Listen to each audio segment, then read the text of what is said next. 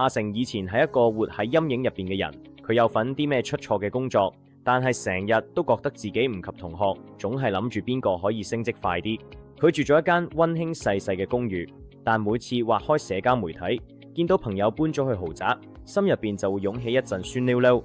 妒忌就好似一層灰堆，蒙住佢哋對生活嘅睇法，令到原本多姿多彩嘅生活，無論點都變得黯淡無光。佢最常講嘅一句說話就係：點解人哋冇好運嘅？總係不停咁同人比較，即使喺慶祝自己升職嘅時候，只要聽到隔籬屋買咗新車，自己嗰份開心都會即刻攞晒。直到有一日，阿成去拜訪咗一位隱居山林嘅畫家老師，畫家喺畫室入邊擺滿嘅作品，有啲宏偉壯觀，有啲細緻精美。阿成望住一幅畫滿晒紫色薰衣草嘅畫，讚嘆咁話：呢幅畫真係好靚啊！要係所有畫都好似呢幅咁靚就好啦。畫家遞咗個空調色盤俾佢，笑住話：如果我淨係追求紫色嘅美麗，咁我哋紅色、藍色同綠色又可以擺去邊度呢？如果每一朵花都想做牡丹，佢成個森林仲會有層次咩？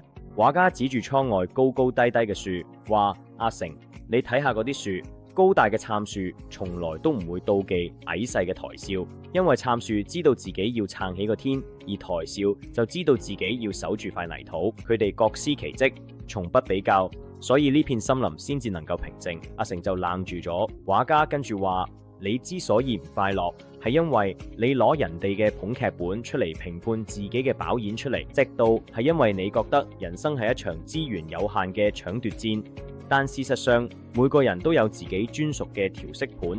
喺嗰一刻，阿成個心突然震咗下，佢頓時明白咗，比較係偷走快樂嘅賊。當佢將目光放喺人哋擁有佢哋上邊，其實就係親手關佢自己生命入邊感受幸福嘅開關。由嗰日開始，阿成開始練習唔再比較啲人生，關掉濾鏡，簡單作色。喺社交媒體上，唔再冇意義嘅滑手機，唔再用人哋嘅精選片段嘅同自己生活咗幕後比較，感激自己擁有乜嘢。每日夜晚，佢唔再睇住自己仲欠啲咩，而係寫低今日擁有咗3樣美好嘅，就算只係一杯好飲嘅咖啡都好，專注喺自己身上。當羨慕嘅感覺湧上心頭，佢會同自己講：嗰個係冇乜花期，而我而家正喺度扎根。阿成發現，當佢唔再妒忌，唔再比較，心入邊嗰種煩躁感就消失咗，取而代之嘅係一種清澈嘅平靜。佢終於可以睇到自己公寓入邊嘅陽光有幾咁溫暖，睇到家人嘅笑容有幾咁珍貴。